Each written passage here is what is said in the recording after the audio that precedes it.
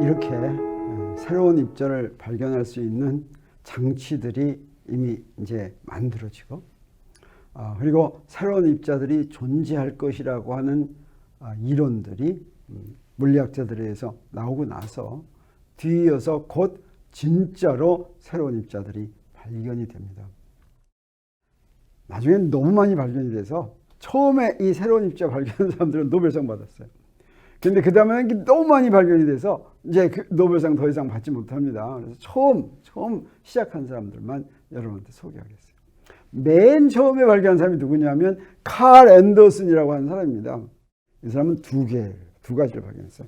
양전자와 미온 발견했는데, 어떤 사람이냐? 칼 앤더슨은 미국 사람이에요. 그래서 미국으로 이제 부모가 스웨덴 사람인데 미국으로 이민을 와가지고 미국에서 교육받은 사람입니다. 그래서 앤더슨 뉴욕에서 출생을 했는데, 이 사람이 우주선 소나기를 찍은 구름상자 사진을 분석을 했어요. 굉장히 많죠. 굉장히 많은 것 중에서 어땠냐? 전자와 똑같아요. 딱 구름상자를 보면 우리 질량이 얼마인지 알 수 있습니다. 그리고 전하가 얼마인지도 알 수가 있는 거예요. 그런데 놀랍게도 전자하고 똑같은 질량인데 전하만 반대인 그런 입자를 발견한 것입니다.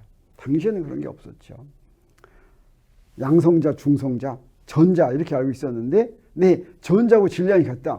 양성자, 중성자의 질량과 전자의 질량은 2000분의 1이 되니까 굉장히 차이 난다 그랬죠. 그래서 전자하고 질량이 같은 입자만 발견해도 굉장한 것인데, 전하가 어떠냐? 전자하고 딱 부호가 반대인 그런 입자를 발견한 것입니다. 자, 어떻게 발견했냐면 이게 구름상자에서 찍은 사진이에요. 자, 그러면 갑자기 이런 게 생깁니다. 이게 이쪽에서 지금 감마선이 이렇게 들어온 거예요. 감마선은 구름상자에서 흔적을 안 만들었어요. 그런데 여기 흔적이 이렇게 만들어졌는데, 자, 흔적이 이렇게 생기면 뭐냐면 여기에 자기장을 걸어줬어요. 자기장에 수직하게 전하가 들어오면 어떤다 그랬습니까? 이게 원을 그린다 그랬죠? 원을 그렸어요. 그래서 여기서 원을 그리는데 이 원의 크기를 볼 것 같으면 요 놈의 전하와 질량을 알 수가 있습니다. 이 크기가 비슷한데, 이 어때요? 크기가 비슷한 두 개인데 반대 방향으로 돌고 있죠. 그럼 질량은 같지만 전하는 반대다라고 하는 걸 우리가 알 수가 있어요. 그래서 하나가 양전자라면 하나는 전자가 되겠어요. 여기서 감마선이 들어가지고 하나는 전자고 양전자가 생겼다라고 하는 걸 여기서 볼 수가 있습니다. 그리고 여기에 감마선이 또 남아가지고 쭉 간 거예요. 자, 이놈은 뭐냐? 이것도 전자와 양전자가 생긴 것인데, 이건 속도가 더 빨라요. 속도가 더 빨라가지고 큰 원을 그리니까 양쪽으로, 그래서 여기서 그 원이 다른 원이 안 보인 거예요. 자, 이런 식으로 구름상자의 사진을 보고서 전자와 양전자를 발견한 것입니다. 이걸 그냥 구름상자를 본 다음에 그 다음에 실제로 감마선을 이용을 해가지고 실험을 했어요. 실험실에서. 그래서 이게 생성된 걸 확인하고 양전자를 발견했다라고 1932년에 발표를 했죠. 이게 바로 뭐예요? 폴 디렉이 이론으로 예언한 것입니다. 그리고 이게 바로 첫 번째 추가의 소립자다, 이렇게 이야기할 수가 있겠어요. 소립자가 딱 3개인 줄 알았는데 이제 거기에 하나가 더 추가된 거예요. 하나 추가된 거에 뭐 상관없죠. 그 전자가 있으면 양전자 있는 것도 뭐 그럴듯하죠. 근데 뒤이어서 곧 무슨 일이 벌어지느냐? 4년 뒤에 똑같은 구름상자에서 뮤온이라고 하는 새로운 입자를 발견합니다. 그래서 근데 이건 어떠냐? 전하는 전자하고 똑같은데 질량은 전자 207배예요. 그러니까 갑자기 어떻겠습니까? 이미 1935년에 유카와가, 바로 전에 유카와가 뭐라 그랬어요? 핵력을 매개하는 입자의 질량이 전자 질량은 약 200배 정도 될 것이다 라고 하는 걸 이미 발표해 놨었죠. 그래서 이때 아주 떠들썩했습니다. 왜 떠들썩했어요? 처음에는 이게 유카와가 얘기한 핵력의 매개 입자인 줄 이렇게 알았던 것입니다. 그런데 이 입자들을 가지고 다른 실험을 했더니 무엇을 알게 되냐면, 이 입자는 이게 매개 입자가 되는 거하고 그 다음에 전자나 이런 입자하고는 성질이 굉장히 다릅니다. 우리가 앞에서 뭐 배웠냐면 페르미온과 보존 배웠죠. 페르미온은 물질을 구성하는 입자가 되고 보존은 핵력을 매개하는 입자가 됩니다. 이 두 개가 아주, 그러니까 핵력을 매개하는 입자는 보존이 되겠어요. 이 두 개는 굉장히 달라요. 그래서 페르미온은 파울리의 베타 원리를 만족하지만 보존은 파울리의 베타 원리를 만족하지 않아요. 전혀 다른 입자가 되는 겁니다. 그래서 이때 발견한 미온은 뭐였냐? 페르미온이었어요. 근데 핵력의 매개 입자가 되려면 보존이어야지만 되는 거죠. 그래서 질량은 비슷한데 이게 아니구나 이렇게 알았던 것입니다. 그래서 핵력의 매개 입자하고는 성질이 전혀 다른데 오히려 무엇과 같으냐? 전자하고 똑같아요. 다른 모든 성질은 전자하고 똑같은데 뭐만 달라요? 질량만 다른 그런 입자를 발견을 했습니다. 그래서 이제 소입자에 이제 가족이 하나 더 늘었어요. 이제 두 개 더, 소입자가 두 개 더 추가된 그런 거를 발견을 한 것입니다. 그래서 이걸 발견한 다음에 1936년에 노벨 물리학상을 받는데 아까 앞에서 그 우주선 발견한 헤스 있죠. 그 헤스하고 공동으로 노벨상을 받습니다. 그래서 헤스가 2분의 1, 그 다음에 칼 앤더슨이 2분의 1 이렇게 노벨상을 받게 되죠. 자, 이렇게 해서 드디어 구름 상자를 가지고 새로운 입자를 발견하는 그런 시작을 여기서 알렸습니다. 그리고 곧 누가 나오냐면 세실 파월이 나옵니다. 세실 파월이 파이 중간자를 발견하는데 이 파이 중간자라고 하는 것이 바로 핵력을 매개하는 입자가 되겠어요. 이 세실 파월은 언제 파이 중간자를 발견하냐면 1946년, 1947년 이때 발견을 합니다. 네. 근데 이 사람 역시 이 사람도 그 케임브리지 출신이에요. 그래서 윌슨과 러더포드의 지도로 박사학위를 이제 이렇게 받고 그다음에 사진 에멀션 하는 장치, 사진 에멀션 장치가 뭐라고 그랬습니까? 유리판에다가 브로마 은을 이렇게 올리는 그 젤리를 올리는 거라고 그랬죠. 바로 그 장치를 파월이 직접 이렇게 개량을 해서 그걸 이용을 해가지고 우주선에 대한 입자를 기록하는 그런 기술을 이제 개발합니다.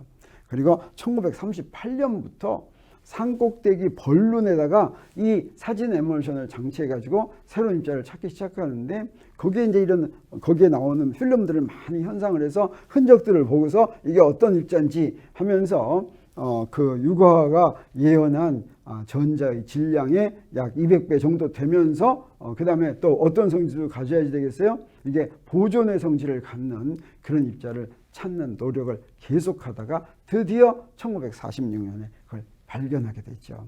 그래서 이 발견한 거 가지고 자, 그 흔적을 볼 것 같으면 이렇게 생겼어요.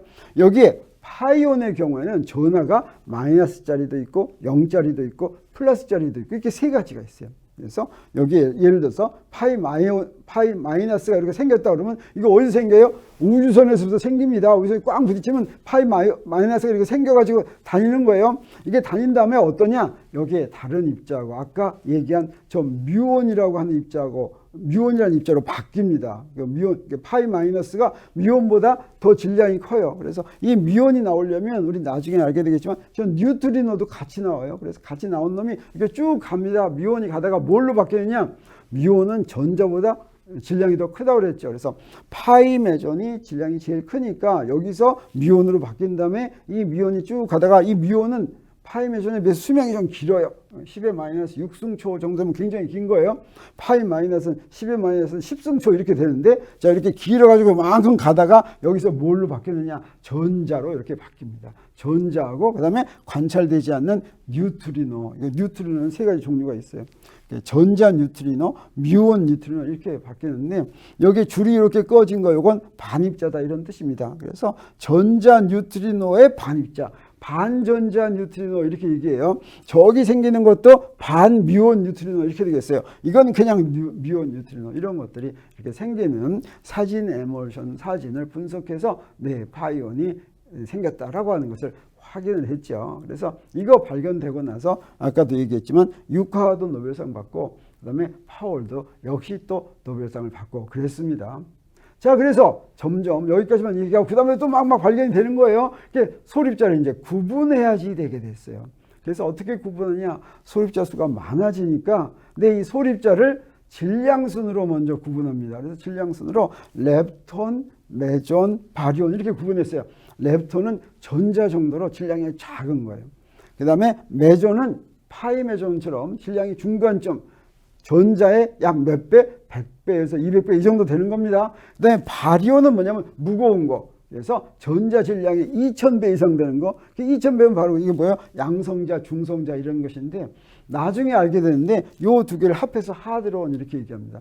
요 두 개가 강력의 영향을 받는 입자들이고 요놈들이 나중에 우리 얘기하겠지만 요 속에는 뭐가 들어있느냐? 쿼크가 들어있어요. 그래서 쿼크로 이루어진 입자가 메존과 바리온인데 그래서 강력의 영향하에 만들어진 입자다. 그래서 하드론 이렇게 부릅니다. 그리고 렙톤은 어떠냐? 나중에 알게 된 거예요. 아까 전자가 있었고 또 전자와 똑같은 성질을 갖는 질량이 좀 큰 뮤온이 있다 그랬죠. 그 다음에 또 더 전자와 똑같은 성질을 갖는데 질량이 더 큰 타원이 있었어요. 그리고 각 전자, 뮤온, 타원마다 거기에 대응하는 뉴트리노가 이렇게 있는데 렙톤에는 우리 나중에 요 6개 딱 있다고 하는 걸 알게 됐어요. 끝까지 이제 1930년대 요거 이제 알려지기 시작했는데 우리 지금에 이르기까지 렙톤은 딱 요거 6개까지밖에 없고 요거는 기본 입자인데 이거는 기본 입자가 아니다라고 당시에는 몰랐죠. 오늘날 보니까 그렇게 됐다라고 하는 것이죠. 그리고 나서 이제 바로 어떤 입자들이 발견되냐면 입자들이 많이 발견됩니다. 그 중에서 좀 중요한 걸 든다면 K중간자라고 하는 게 있는데 이건 다른 입자들하고 좀 달랐어요. 그래서 기묘도를 갖고 있는 입자다 이렇게 얘기합니다. 이게 1947년에 조지 딕슨 로체스터하고 클리포드 버틀러가 구름상자에서 발견했어요. 자, 이런 걸 보고서 여기에 이상한 이런 흔적, V자 흔적, V자 흔적 여기서부터 발견을 했습니다. 이걸 갖다가 뭐라고 얘기하냐면 기묘입자다라고 얘기하는데 이 기묘입자란 기묘도를 갖고 있는 이런 입자입니다. 이렇게 소립자들이 많이 발견되면서 특별히 그 소립자들의 성질을 얘기하는 그런 기묘도 이런 것들이 이제 더 튀어나오게 됩니다. 그리고 또 어떤 입자를 발견하게 되냐면 람다 제로 바리온 우리 세 가지로 나눴다고 그랬죠. 그래서 여기에 렙톤이 있고 메존이 있고 바리온이 있는데 아까 메존에 기묘도 갖고 있는 게 있다면 그때 항상 같이 생기는 게 있어요. 바리온 중에서 또 기묘도 갖고 있는 게 이게 생기는데 이거는 1950년에 호주 물리학자들에 의해서 아주 높이 올린 그런 발론에 장착한 사진 에멀션 가지고 발견을 했습니다. 자, 사진 에멀션 사진 이런 거 유리판 이렇게 보이죠. 자, 이것을 이제 분석을 해서 요게 이제 두 번째로 기묘도를 갖고 있는 그런 입자를 이렇게 발견한 것이죠. 이렇게 이제 소립자에 해당하는 입자들이 자꾸 발견되기 시작합니다. 그리고 그래서 1930, 40, 50년도에 사진 에멀션과 구름상자를 가지고 우주선에서부터 만들어진 그런 입자들을 발견했다고 한다면 이제 1960년대에는 무슨 일이 벌어지냐면 입자 가속기를 만듭니다. 입자 가속기는 뭐냐? 우주선만큼 그렇게 큰 에너지를 갖는 입자를 가속을 시키는 거예요. 뭘 가속을 시켜요? 전하를 띤 입자만 가속시킬 수가 있어요. 그래서 전자라든가 전자, 그 다음에 양성자, 그 다음에 알파 입자 같은 작은 원자핵, 원소의 원자핵 이런 것들을 가속을 시킵니다. 굉장히 빠른 속도로 가속시킨 다음에 충돌을 시키면 마치 대기권에서 우주선이 맞는 것 같은 그런 수많은 입자들이 만들어져요. 오늘날 유명한 그런 입자 가속기로 뭐가 있냐면 페르미 연구소나 선 연구소 이런 것들이 있죠. 1960년대에 미국에서부터 만들어지기 시작해가지고 이제 국제적으로 몇 나라에서 이런 입자 가속기를 갖고 있고 지금 우리나라에서도 중이온을 가속할 수 있는 중이온 가속기가 만들어져서 2021년부터는 거기서 이제 실험을 시작한다고 하는데 그 입자 가속기에서 어떤 일이 벌어지냐? 이 입자 가속기는 사실은 굉장히 작은 입자를 가속을 시키는데 입자 가속기의 크기는 엄청 큽니다. 그래서 선 같은 데 보면 저기에 반경이 뭐 몇 킬로 되는 거예요. 자, 그런데 지하에다가 이렇게 쫙 만들어 놓습니다. 거기에 이런 터널이 있어요. 여기에 이제 막 양성자들을 뺑뺑 돌려요. 그리고 이렇게 뺑뺑 돌려서 거의 빛의 속도에 가깝게 가속을 시킨 다음에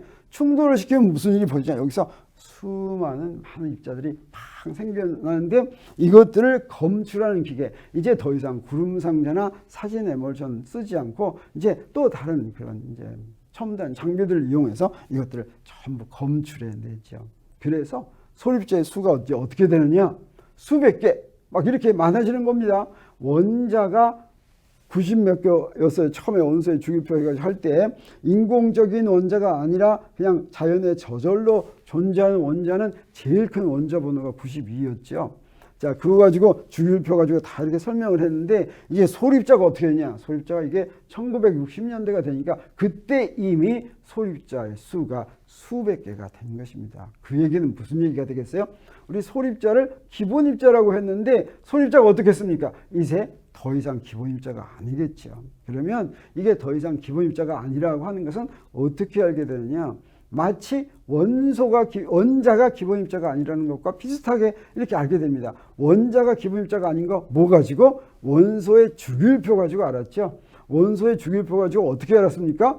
원자들 중에서 비슷한 성질이 주기적으로 나타났죠. 네, 소립자들 사이에서도 바로 그런 성질들이 나타나서 그러면 그런 성질을 설명하려면 어떻게 해야 되는가 하는 것으로부터 소립자 속에 들어있는 입자를 또 찾아내게 됩니다. 원자 속은 볼 수 없다 그랬죠. 근데 원자 속에 들어있는 양성자나 중성자 속은 또 볼 수 있겠습니까? 절대 볼 수 없죠.